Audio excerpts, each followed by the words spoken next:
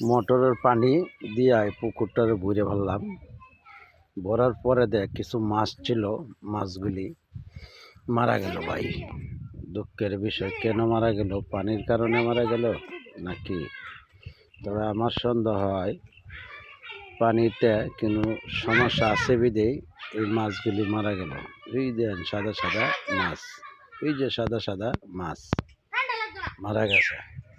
ঠান্ডার মধ্যে কেউ নামতে পারতেছে না। বাচ্চারা দেখেন কীভাবে নামবে গেছে বাইরে মাছ মারবো।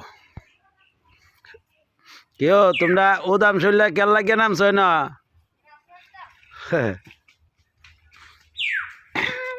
দেখেন কি শখ। আমরাও ছোটকালে এরকম আনন্দের সহিত মাছ মারছি। আপনারা কমেন্টে জানাই যাবেন।